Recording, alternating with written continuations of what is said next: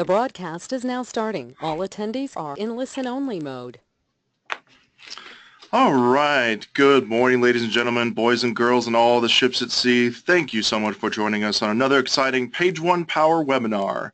In these shows, we typically explore a single topic relevant to the online search and marketing community, including your questions from the audience. And today is no different. Our topic centers around technical SEO, specifically orphaned pages. Please follow us on Twitter at PageOnePower and follow the global webinar conversation with this webinar's hashtag P1P webinar. We will be live tweeting today's discussion, which is almost as fun to follow as the discussion itself. And we just want to have a nice greetings here from Boise, Idaho. Beautiful Boise, Idaho here. It is sunny 99 degrees today, so we are diving right into summer there for sure. But before we get on with our webinar today, I'd like to do our introductions, shall we? My name is Colin Eggleston, your friendly neighborhood marketing events coordinator here at Page One Power. And joining us today is one of my esteemed colleagues, Mr. Nicholas Chimonas, Head of Technical SEO here at Page One Power. Thank you for joining us, Nicholas. Thanks for having me, Colin. Appreciate it. Good morning. Absolutely. Good morning. Absolutely. I'm very pleased to announce that we're also being joined by our dear friend from OnCrawl, Francois Goube, founder and CEO of OnCrawl. Francois, thank you for joining us. Thanks for having me. Hi, everybody. Bonjour. I'm in France right now. As you can hear, I'm French. I'm very pleased to join you with this webinar today. Thanks. Well, we're really glad to have you, and I'm excited about today's topic, talking about orphan pages and talking about kind of a good technical SEO topic, really kind of getting in there and helping people with with their questions for their website that we may not be thinking of all the time. So orphan pages, and I'm very excited to hear what you have to say on the topic today. But before we kind of dive into that, I just want to remind everybody that we will be taking questions at the end of the discussion here today. So please submit those through the GoToWebinar functionality there, and we will be able to kind of get to them and moderate them as well. So let's start with our first poll question here real quickly as we kick things off. So we just want to know a little bit more about our audience and kind of who's out there. So for our first poll question, we want to learn a little bit more about kind of what is your role in SEO? Kind of what do you are you more a freelancer, a part of a department, or even just a business owner that's curious about search engine optimization and wants to learn a little bit more. So we'll just wait a little bit for the poll there. While that poll is out there, thank you so much for responding. And we look forward to kind of, once we know more about our audience, obviously, then we can kind of create content and kind of create webinars that will be able to address the concerns of that particular audience segment. So I'll go ahead and close the poll now. Excellent, and thank you so much. All right. So, Francois, I'm going to go ahead and turn it over to you, and we'll let you get started. Here we go. Just to bear with us here as it changes over.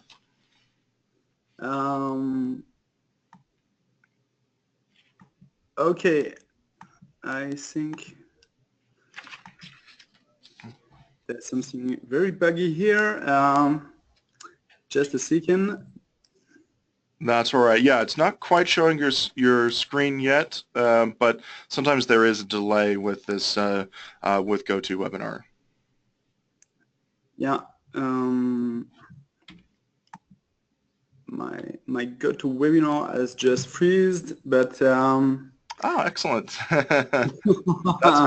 Hey, that's part of the fun of a live broadcast is being ready for anything that can pop up.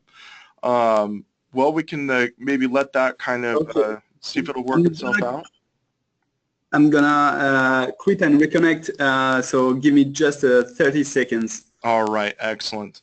And if that doesn't work, then we can always I have the slide deck on my end as well, so we can definitely do that. So, and as we wait, I do want to thank everybody for joining us today. we do appreciate you taking your time out of your busy schedule to talk with us, and we at Page One Power really like to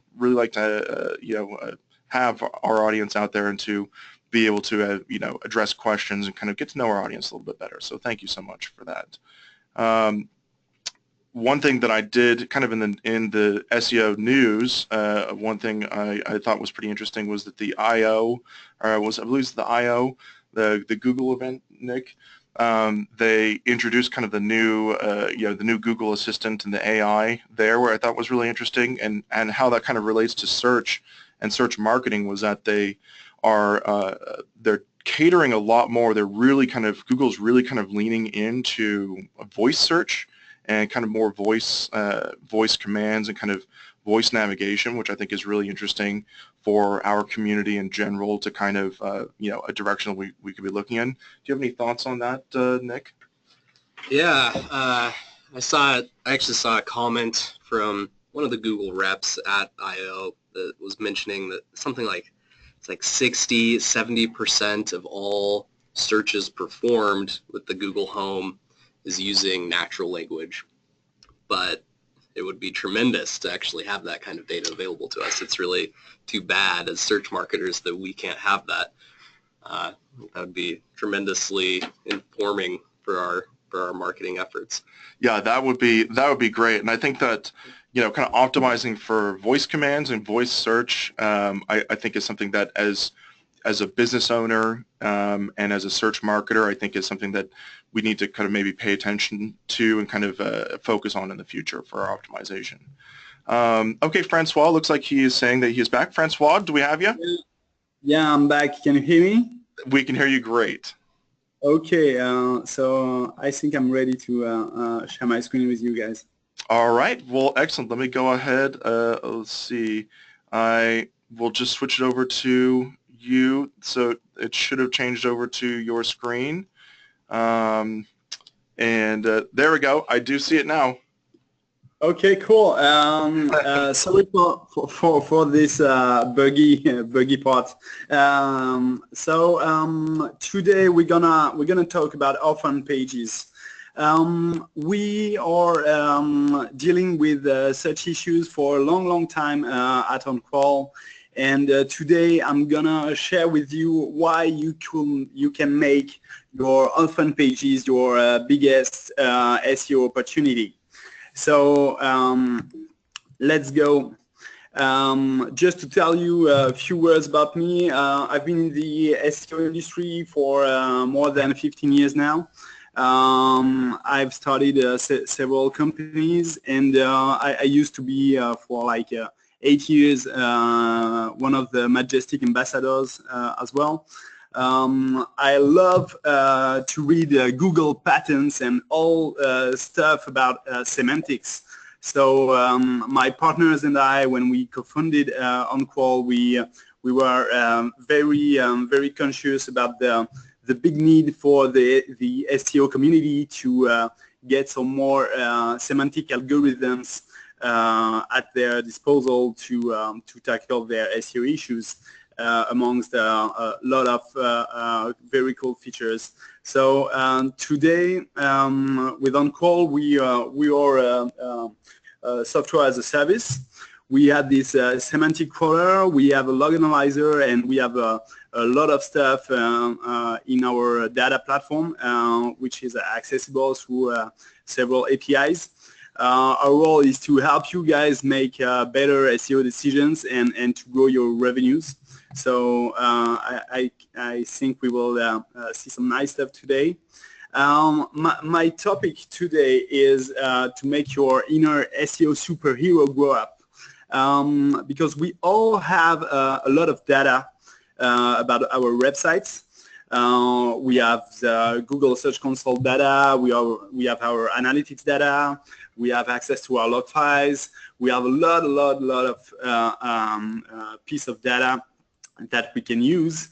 But the big thing is that we all started as babies, you know, when we need to handle all these pieces of data. So what we're gonna see today is how to grow up your inner superhero. For me, having superpowers means that you have a perfect understanding of how Google behaves, how Google can score things, score your web page, and if you have the right knowledge and the right tools, then you will be developing your superpower. So that's what we're gonna see today. First of all, I want to give you a quick overview of the basics you need to understand to perfectly tackle issues like orphan pages. The main thing is that Google has what we can call a crawl budget. So they are not very clear about how they handle that. But in a recent blog post on their Google Webmaster blog, they said that taking crawl rate and crawl demand together, we can define crawl budget as the number of URLs Googlebot can and wants to crawl. So what you need to understand is that every day Google crawls determined number of pages. So that's why when you're looking at your Search Console, when you're looking at your exploration statistics, you can see barely the same number of unique pages explored day by day. So this is what you can call your crawl budget. This is the amount of resources that Google is allocating to the indexation of your website. So this is very important to understand because you know, whatever are the Google resources, they are always trying to optimize how they handle all these computing force they have, and they are very conscious about the limit of scoring several stuff at scale, at web scale. So you must think about how they can optimize their cost structure by scoring near duplicates, page rank, distribution, stuff like that is very expensive to do. So they need to save a part of their resources doing that. So, and that's the same thing regarding crawl budget. So the amount of resources they are allocating to your to the indexation of your website is something very hard to improve. So the main thing for you as an SEO is to help Google crawl your money pages, because it's not only about how many pages they are fetching every day for your website. It's about are they fetching the right pages? So, and this is the big question you need to answer. I think every webmaster should keep an eye on his crawl budget, because it's a great metric to track to see if your to check if your website is healthy or not. You have exploration statistics for all your Google Search Console properties, so you can have a look at them within your Search Console. But the big thing here is that you should dive into your log files to be more conscious and to get more accurate data about the errors, for instance, encountered by bots. It's also a way to understand if you have an under-optimized internal linking structure, how Google is looking at your pagination, fast setting, do you have spider traps? You can see a lot of stuff within your log file, so we'll see that in a minute. You should keep an eye on your crawl budget, because we have over 400 customers right now that are using OnCrawl for their daily operations. And we saw that for all our customers, an optimization of crawl budget leads to better rankings. So if you are concentrating the bots exploration to your money pages, you get good results regarding your ranking. So we will dig into that. I think you will have access to those slides. So I've just compiled a few Google patents about crawl rate and crawl demand that were granted to Google. So I won't get into much details here, but what we can learn from those patents is that crawl scheduling is a very big thing in Google organization of the crawl of the web.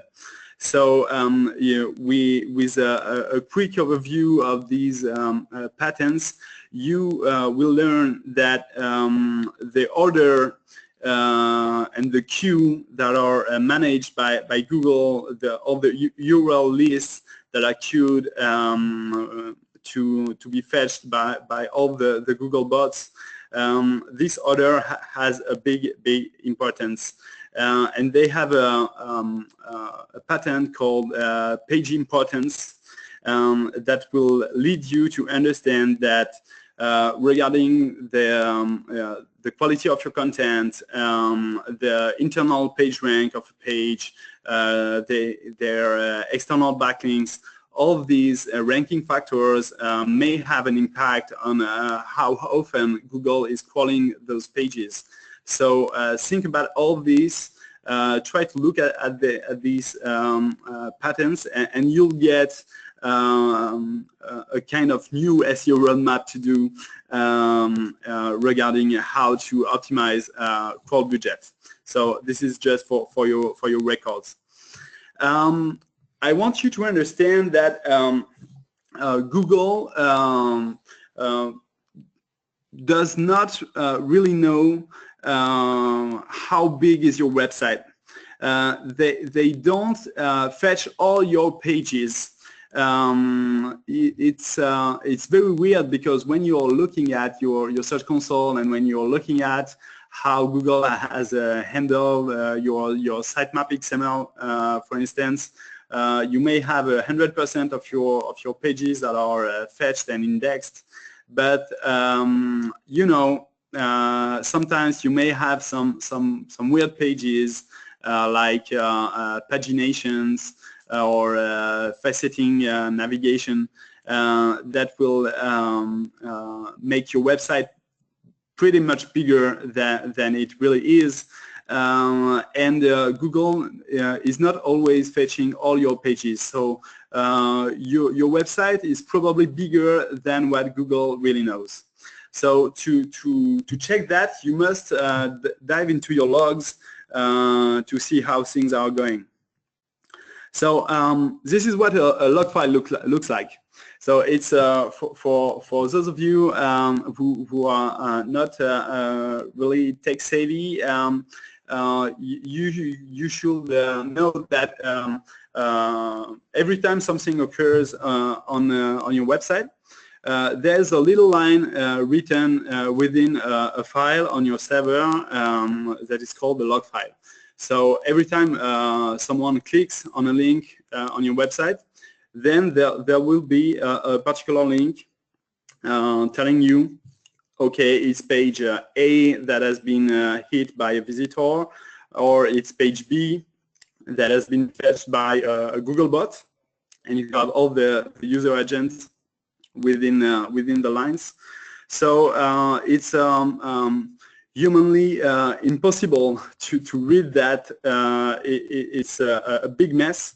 So what we are doing in OnCrawl is that we are making some beautiful data visualizations to help you understand how things are going. You can check by uploading your log files into our system. You will have access to all bots data, stuff like all status codes encountered by bots, crawl frequency for any part of your website, which is something very important, and of course the list of all the URLs fetched by Google bots. And as you got in your log files all referring traffic data, you can extract from your logs all your active pages. An active page is a page receiving organic traffic. So these are pages that are ranking. And we are computing several scores which might interest you. Something like the fresh rank. The fresh rank is the shortest time frame between two events. First event is Google has fetched a particular page for the first time, and the second event is Google has sent his first organic visit on this particular page. So it's very, very useful. The fresh rank can be like 10 days or 13 days. And it's a way to understand how healthy is your website and how what's your power regarding your ability of making a page active. When you publish new content, how long does it take to make your new content active pages? So looking at your log files will help you know what Google is doing on your website and what's your SEO performance regarding traffic.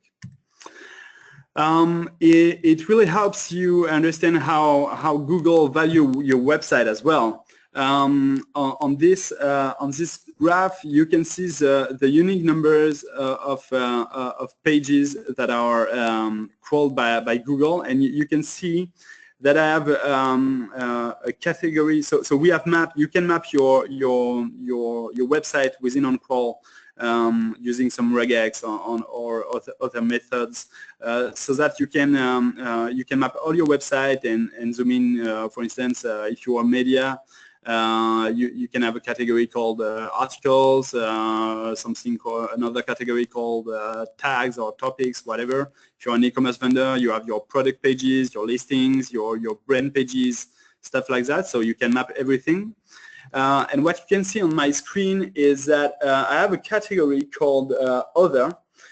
This is like the garbage category, the pages with no value at all. And when you're looking at the unique number of unique pages crawled by Google, it's a very small number of pages. It's like 100 pages per day. But when you're looking at how often Google is hitting those pages, this is what you will see in a minute regarding the number of bots hits. You can see that Google is spending like half or 2/3 of its resources crawling this category.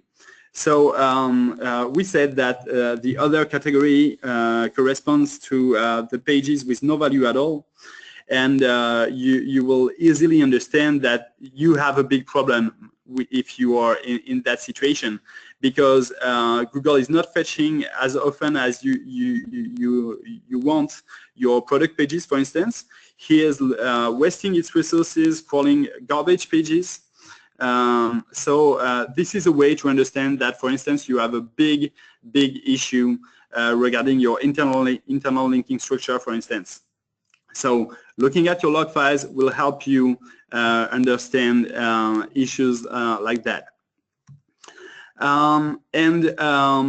Regarding what Google knows, so we said that it can be bigger than the actual size of your website or the theoretical size of your website. So the first thing to do is to crawl your website to understand how many pages are available from your internal linking structure. Looking at your log files, you will know how many unique pages are known by Google, and the overlap of those two data sets are obviously the pages that will rank in the SERPs and you see that that you can have a big difference between those two data sets. Your role as an SEO is to make those two data sets perfectly overlap, but it's not always the case. It's even very very rare that it is the case.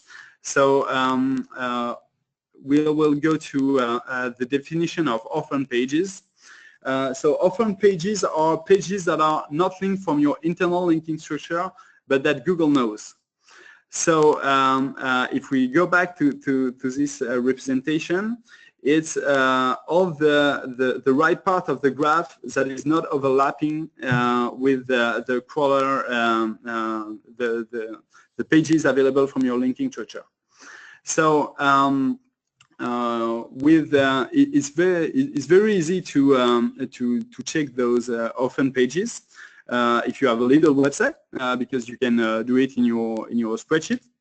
But it's very hard when you have a large websites, because your laptop sometimes can't handle that volume of data, talking about millions of pages. So we try to make it very easy in OnCrawl. So simply push the button, crawl your website, upload your logs, and let the magic happen. We will compute what we call combined analysis.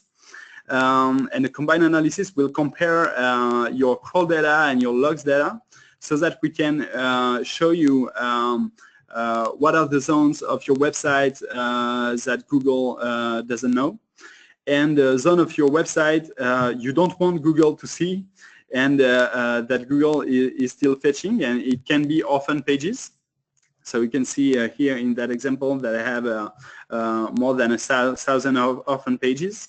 And we will give you some very accurate data about and very accurate insights about your orphan pages, like their number of the number of visits that they are receiving, which is an interesting metric. So this is a definition of an orphan. And you will probably have a lot of orphan pages if you have very old website, because you've released your first version, and then you made that new release, and back in Y2K you had this forum with a lot of user generated content, and you forgot about it because you don't have a forum anymore. But Google is still knowing those URLs, and perhaps they are still responding to OK. So you might have some pages that are still available but not linked from your structure.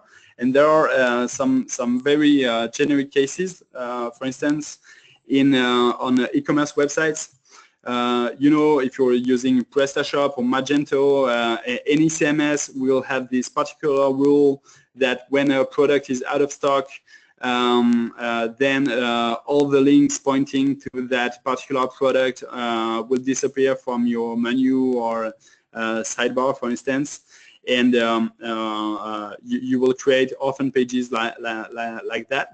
And even if there is no link pointing to that particular product, the page can still exist. So the page is still responding to OK. So as Google remembers it, because it has crawled that particular page previously, then he is still fetching it. So as he remembers the page, he is still fetching it. So you may have some orphan if you are using those rules in your CMS. So it can be out of stock products, no longer available products. You could have created them by revamping your menu or pagination or faceting, whatever. There are many codes of orphan pages. Like padded internal linking structure, or in the media space, we saw a lot of issues regarding orphans with people with very big archives that were only available through their sitemap.xml, but not from their internal linking structure. So you need to understand that having orphan pages is a very big problem, because those pages don't receive any link juice because they don't have any link pointing to them.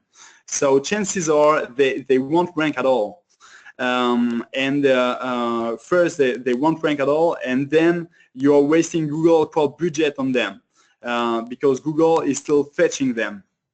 So the main question here is how to deal with orphan pages. First question is ask yourself, is it normal? Okay, I have all those orphan pages that are product pages. For instance, those products are still available on my website. I made a mistake with my faceting navigation or with my drop-down menu, and part of my website is not accessible anymore by clicking on links. So it's not normal. I should add a link from my structure. And you can have the case, okay, you're an e-commerce vendor and you have the collection from last year, and it's not available anymore. So it's normal that those pages are not linked from your internal linking structure. So if it's normal, ask yourself, do they receive organic traffic? If yes, simply put a redirect through one to similar pages that are available from your internal linking structure. It's a good way also to you should think about are my orphan pages receiving backlinks? So if they are, you probably want to redirect this link juice. So same answer here. But if they don't receive any organic traffic or any backlinks, ask yourself if your orphan page is valuable for your current business. If the answer is yes, go back to the first question, and if it's not, if it's an unvaluable page for your business, simply set up a no index via your robots.txt. And I want to be very clear on one thing here. Don't use canonicals or meta robots to deal with your orphan pages, because if you are doing that, you need to understand that Google still needs to fetch the page to read those tags. So if you are allowing Google to fetch the page, then you are not correcting all the problem, because Google will still waste a lot of its crawl budget on those pages, because he needs to read them to understand your canonicals or your meta robots. So prefer use a rule in your robots.txt when possible, because it's very efficient. And if you have much more complex questions to ask with your orphan pages, or that you can't answer those questions, please go to guys like Page One Power, because they have very nice experts on this topic. So they will help you handle this kind of issue, and they will help you take some better decisions regarding your business constraints as well, because it's very important to do that. So feel free to ask them.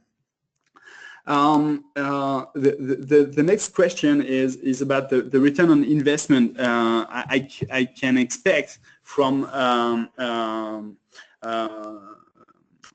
managing my orphan pages. The big thing here is to understand that when you will, let's say all your orphan pages are pages with no value. You set up your deny rule in your robots.txt, and then boom, you are concentrating Google crawl budget to less pages than previously. So Google is crawling more useful pages and more active pages. So you will end up with better indexation and an optimization which is mechanical of your internal popularity. And so you will boost your on-site metrics for regarding the in-rank, for instance, which is the internal popularity of a page, and that will end up to boost your organic traffic. So you need to understand that you can grow your organic traffic with less page on your website, and this is a very big switch in the SEO mindset. Because if you are doing SEO like me for more than 10 years, you were used to add more and more content to your website to get more and more traffic. And we see now that this is not a rule to follow here, because by concentrating your link juice and boost your money pages, you will have some terrific results. So the return on investment you can expect is to boost automatically your money pages if you are tackling your orphan pages. And just to be very clear, we saw some clients reducing the number of unique pages crawled by Google by something like 70%, and they end up with the boost of more than 30% in just about 3 months, just because they tackle their orphan pages and they reduce the waste of Google crawl budget. So you need to understand that this is a very big quick win, and it's very easy for Google to adapt its crawl behavior when you are setting up rules in your robots.txt, or that you are doing some 301 redirects. They recompute your page score very quickly, so you can expect an impact on your SEO performance within a month or so. So please do some tests, try to correct a part of your website first, and check the results. You will see that they will come very quickly. And while you're tackling your orphan pages, I believe you should think about how your content is organized and distributed along your website. This is just a screenshot to show you an example. This is a very large e-commerce vendor in France. They have several dozen of millions of pages. And you can see on the first graph that the call ratio is dropping down very quickly after page depth level 5. And just below you have the distribution of their content along all the page depth. So if you can check the red category, that are high-tech products, you can see that the most of them are located from page depth level 7 to 22 or 25. And when you look at the crawl ratio of those page depth level, you can see that very few part of these page depth level are crawled by Google. So you should think about when you are correcting your orphan page on one hand, will it impact the crawl ratio, and it will, to be clear, will it impact, and how will it impact the crawl ratio of the other parts of your website? And you should always think about how you can boost zone A or B or C of your website while you're correcting your orphan pages. So this is the proper method to optimize your internal linking structure, how you present your content to bots. So keep in mind that it's not only about one particular thing you will correct regarding orphan pages, but keep the big picture in mind and have a perfect knowledge of your website and how you present your content to bots. This is very, very important, and if you do that, you will get some terrific results. So to sum up, you need the right tools. You need to use a crawler, a log file analyzer, and you need to find a way to do some cross-analysis to combine crawl data and logs data, for instance. So you can do it by yourself. We have an open source version of our log file analyzer that you can download on our GitHub. So feel free to do that. But the only way to spot your orphan pages is to combine data. So feel free to use OnCrawl. We are offering you 20% off on all OnCrawl subscription. So please use the coupon page1power. We'll be glad to help you. So feel free to ask your question in the chat. I've been very pleased to share these thoughts with you guys. And now go back to you, Colin. I will make you a presenter again. Thank you very much, Francois. Yeah, absolutely. A lot of really great information there, and we really enjoyed what you had to say on the subject. And it kind of makes me, you know, kind of rethink a lot of you know, kind of common you know, conceptions about you know, kind of about website architecture and crawl budget, because I never really thought, you phrase it in a very interesting way, of never really thought of, yes, I want my website to be accessible to Google, and I want my pages to be easily indexed and crawlable, and the information to be clear and out there. But I never really thought of technical SEO, of kind of optimization in the sense of saving Google some trouble, saving them some of their crawl budget to my advantage as well.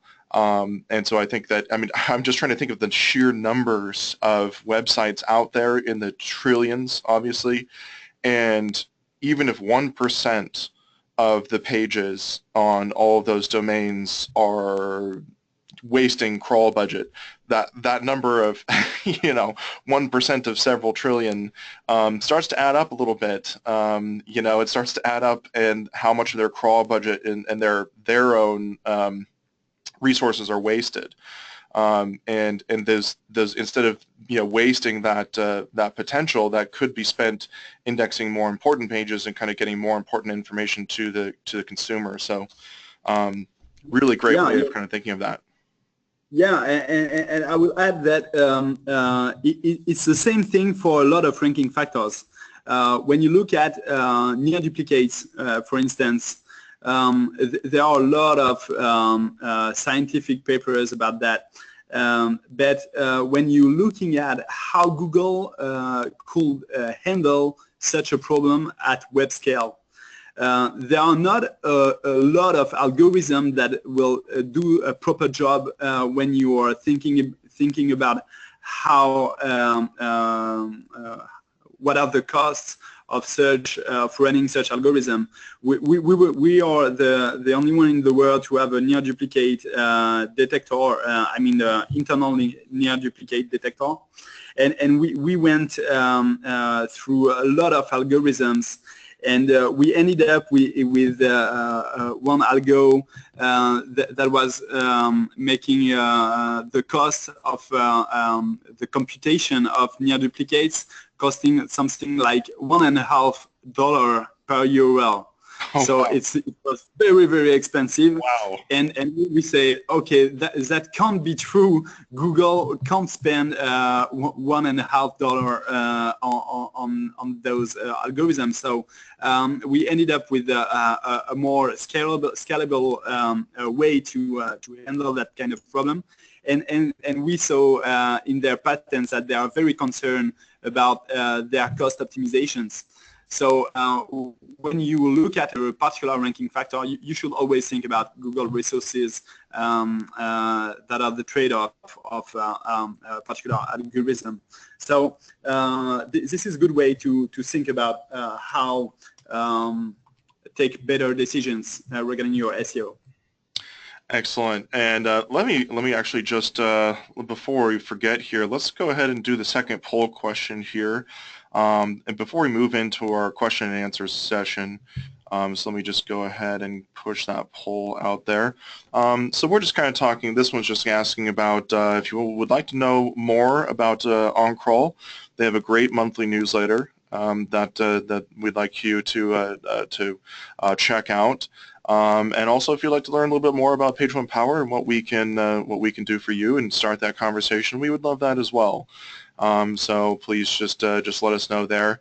We also included the URL to the OnCrawl registration for their monthly newsletter as well, so you can definitely check that out in the poll. Great. Well, I'll just go ahead and just about another 5-10 seconds for this poll. I'll go ahead and close this. And then I'm very excited to move on to question and answers here as we kind of wrap things up today. I have a couple myself as kind of a layman when it comes to more in-depth technical SEO, a kind of an outsider's view on this. So this is very fascinating to me. So I have a couple of questions, and then it looks like we have some questions from our audience as well. Please don't forget to submit your questions from the audience as well. We'd love to address those too. So go ahead and close the poll right now. Thank you so much for your responses. All right, so question and answers. So Francois and Nick as well. This is for both of you. So in one of your last slides, you mentioned that the page depth, that the Google wasn't crawling as much past kind of a certain page depth, and you mentioned 5-6 pages, that kind of depth. So if I'm a business owner, if I'm a site owner, as a rule, do I want to maybe make my site architecture so that I avoid going past 5 pages deep, basically, or 5 levels deep, or are there other ways to kind of combat that? Because that seems like something you'd really want to look out for as a site owner. Nick, do you want to go first?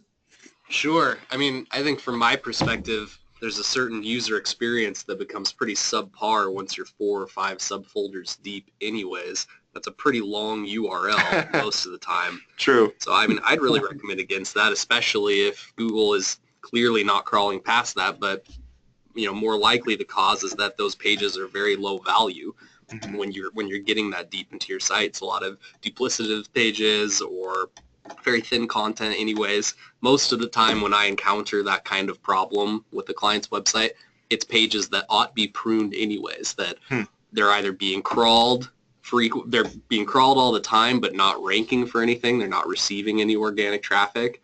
And in that case, I think, more often than not, less is more. Pruning down your website and giving Google a smaller picture of higher quality rather than a bigger picture of lower quality is very much to your benefit. And most of the time, with most of the sites I audit, there are a lot of low-value pages that are being crawled, that aren't receiving a lot of organic traffic, that aren't ranking well, that ought to be completely removed or 301 redirected to a different part of the site. Yeah, I totally agree with Nick on that. And I will say that there is no particular rule like saying, okay, avoid to have more than 5 page depth levels. That's not a good rule. I will say only that it depends on the whole size of your website. If you have a very big website like tens of millions of pages, it's probably normal to have like 15 page depth level. But the main thing is that even if you can't have a particular rule regarding the number of page depth level, you should think about how Google may iterate to crawl your website. Because you need to understand it, and we were saying that the scheduling of the URL queued is very important, and people need to understand that when Google is fetching a page, he's discovering all the outlinks of the page, and then all these outlinks are going into a queue, and the next step will be to crawl these outlinks. And again, and this is how we compute page depth level. So the deeper a page is, the lower the chances are to get the page fetched. So depending on your on the size of your websites, your number of pages, the perfect number of page depth level may vary. But just think about how accessible is your content, and there are many ways to reduce the number of page depth level. So we made a study last year, taking like 1,000 of websites, and we spotted that on average, after page depth 6 or 7, Google has a big drop on their crawl ratio. So I believe the truth is between page depth 5 and 10, something like that. Mm. One thing that also kind of comes to mind when we're talking about orphan pages, or maybe kind of helping kind of Google reduce waste with their crawl budget, is also duplicate content, and kind of duplicate pages. I'm kind of thinking of like multiple category pages that point to the same product, but maybe the same product is in several different drill downs to get to it, and so you might have different versions of that product and category pages. So as far as, I don't know, maybe what are some things that we can think of, or some tips for helping reduce duplicate pages? Because it seems to me like that would waste just as much crawl resource as maybe like a Orphaned, or like a non-important page. Because a duplicate page could be very important. It could be your leading product, but it could be duplicated several times, and therefore being crawled maybe unnecessarily several times. So maybe what are some ways we can kind of watch out for that and fix that? Well, I think that you're totally right. It's a very big problem regarding crawl ratio. If you have a lot of near duplicates or exact match, you have a big problem regarding your crawl ratio. And there's something very interesting here. As an SEO, when you have near duplicates, we are always saying, okay, let's set up some canonicals and that'll be good. And the main thing is that it's not always the case. You should be very careful about setting up your canonicals, because when Google is spotting your near duplicates, they try to map your website and group pages by similar content. So they are computing stuff like a cluster of near duplicates. And when you are setting up your canonicals for each of your clusters, for any page within a cluster, you should set up the same canonical for all pages belonging to cluster A, or all pages belonging to cluster B. And if you don't do that, you will see Google still fetching heavily those pages. Because he is still fetching those pages to check if something has changed, if the problem is still here. Just setting up your canonicals not always ends up tackling your near duplicates problem, you should set them up properly, thinking about the semantic approach you need to have by setting up your canonicals. And that's why within OnCrawl we are giving you that type of information. So it's very, very important to think about that.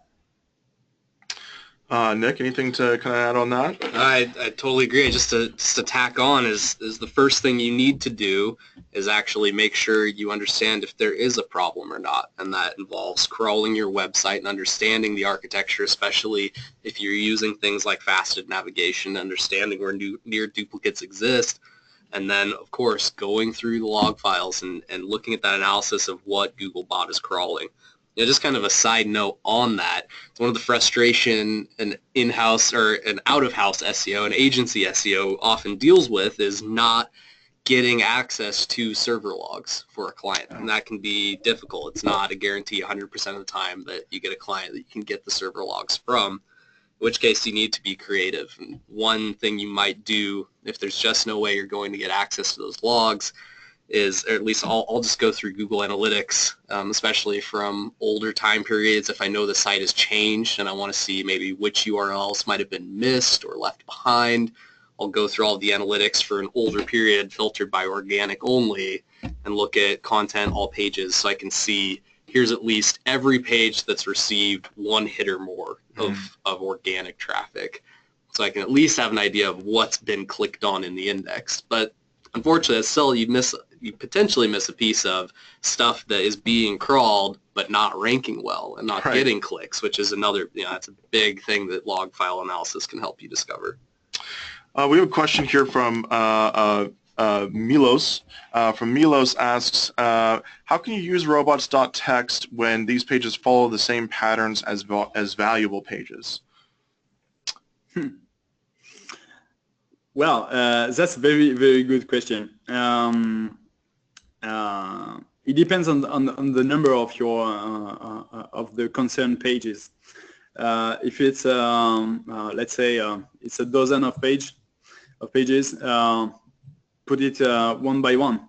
But if you have something like thousands of pages concerned, then you have a big problem, and you should ask for help from guys like Page One Power, because chances are you need to redirect some of them into a particular folder and then set up your rule in a second step within your robots.txt. There are many ways to do that, but it's a very much complex question if you have thousands of orphan pages to deny from your robots.txt. Yep, that's exactly correct. And if the audience isn't familiar, in the robots.txt you can use no index : and then a URL as a directive. So you can actually use no index directive in the robots.txt file. It's not officially supported, but it does still work. And so if it's a pattern, then you can use wildcards. But like the question here is, what if I have some bad URLs contained within a good subfolder of other good URLs, and I can't make a pattern to wildcard out these? Then you can do, just line by line. No index this URL. No index this next URL. Just one line at a time. Francois, are you aware what the maximum limit is if you were to do just line by line in robots.txt with no index directives? Well, we were thinking about that recently, and we think that you need to keep your robots.txt under 1 megabyte. The question of size, because we saw recently some customer that had a robots.txt weighting something like 100 megabytes, and wow. I assure you that Google can't handle that. Just a question. Again, it's a question of resources, but keep it light. Keep it light. Could that also be dangerous if a bank? I'm just thinking of like a bank or a secure shopping cart. type site like Amazon or whatnot, if their robots.txt is so big that maybe it's not following all the directives, what if some of the directives that it wants you to follow are sensitive information, like credit card numbers, addresses, things like that? Would that happen, or is that something that bigger websites should watch out for? Well, I think it's an interesting question. I will care about what are you saying about your website when you are setting up in your robots.txt, no index, slash credit card slash or stuff like that, because you're opening the eyes of hackers about where are your more sensitive pieces of data. Yeah. So I was thinking that way more than the SEO way. More often than not, it's that a website has forgotten to block out something that's sensitive. And one of the things I discovered on a client recently when I was going through analytics, because I couldn't get server log access, and I was going through trying to find any URL that had any organic traffic, and I discovered that their checkout confirmation parameter URLs contained like the phone number and the email address of everyone that ever checked out, and those were getting indexed. Some of them were actually receiving organic traffic. So it's more often that they make a mistake and miss blocking something. Oh man, well I really appreciate everybody taking the time today. It looks like we are at the hour. So many great questions. I definitely learned a lot here. So Francois, thank you so much for joining us today. We really appreciate it, and that was a great presentation. Thanks for having me, guys. It was a pleasure to share this webinar with you. Feel free to drop us a line at OnCrawl on Twitter if you have any question. I'll be very happy to answer them. So feel free to follow up the discussion on Twitter. Thanks. Excellent. And Nick, thank you as well. Thank you so much for joining us today. Yeah, my pleasure to be here. Francois, that was an excellent presentation. Top notch. Just a quick outro here. I just want to say that this has been another edition of the Page One Power Panel Discussion Series. We're happy you could join us today. Recordings will be available on our website and on our YouTube channel shortly after this broadcast, along with all of our past webinars too. Keep an eye out for more exciting webinars in the future from Page One Power, and remember, link unto others as they would link unto you.